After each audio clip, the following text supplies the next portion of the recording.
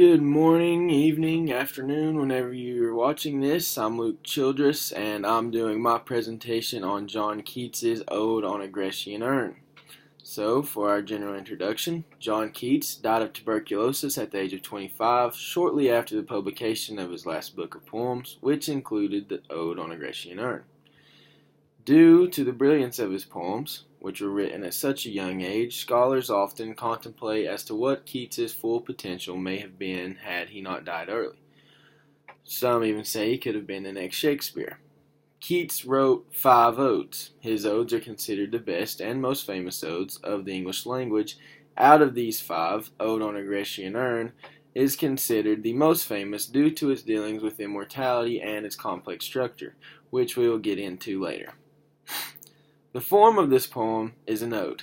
Keats and other romantics mastered the poetic form of the modern ode.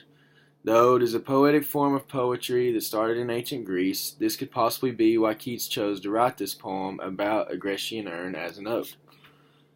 But Keats, instead of writing his ode in the traditional Greek forms of Horatian and Pindaric, wrote an irregular form of ode that he himself created. For example, the poem looks like 5 short sonnets in a row, but these odes aren't sonnets because, if you're familiar with sonnets, then you would know that sonnets have 14 lines, while the one in Keats's poems each have 10, whereas, sonnet has 14 lines. Along with the irregular ode, Keats's rhyme scheme is irregular too. The first 4 lines of each stanza are A-B-A-B rhyme scheme, then the next 6 lines go C-D-E. But in the last line, Keats uses just some form of CDE rhyme scheme, for example, DEC, EDC, etc., etc. The meter of the poem is an iambic pentameter, which means that each line has 10 syllables with an unstressed syllable followed by a stressed syllable. Although Keats is all over the place in the form and rhyme scheme he uses for his poem, his meter is very strict. This goes to show just how genius of a poet Keats actually is. The surface, or meter of his poem, is very strict and routine, but the little details, such as the rhyme scheme, are complex and harder to pick up on, which makes you have to focus harder on the poem and how you read it.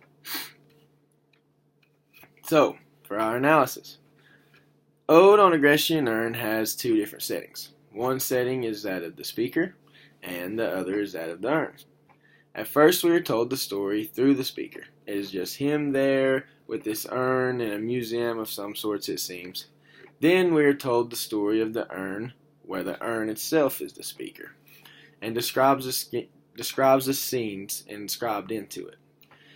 At the end of the poem, we are taken back to the point of view of the speaker himself, but he fades out of the poem and Keats throws us a little twist at the end. The speaker turns into the speakers, and we are fast-forwarded through time, it seems, and given the perspective of people looking and talking to this urn in the future. But the message the urn delivers never changes from the message it delivers in Keats' ode. So, symbolism and imagery in the poem.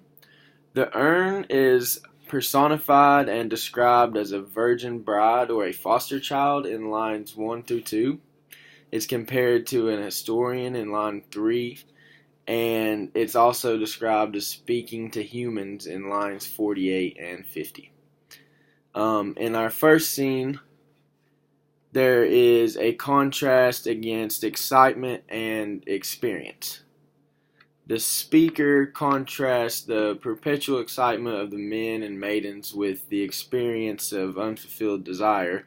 For example, on lines 29 through 30, the speaker links his own heart to his feelings of being high, sorrowful, and cloyed. Then he explains the negatives of love with metaphors such as a burning forehead and the parching tongue. In the second scene, we have the relationship between the speaker and the young musician.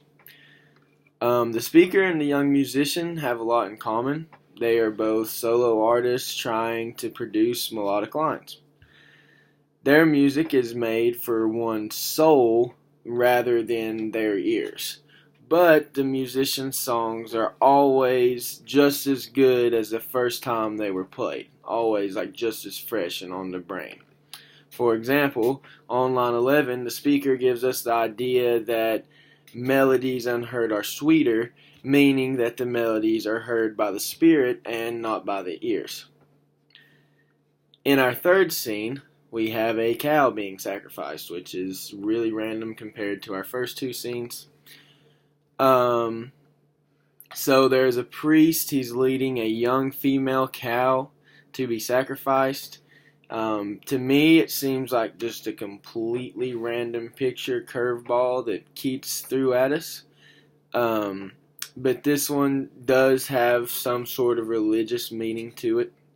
I really almost feel like this scene is unnecessary and kind of just fluff. That's my opinion. I'm sure that there's some type of deeper meaning that I'm not picking up on and or understanding. So I'm just going to leave that for you to decide what the third scene represents.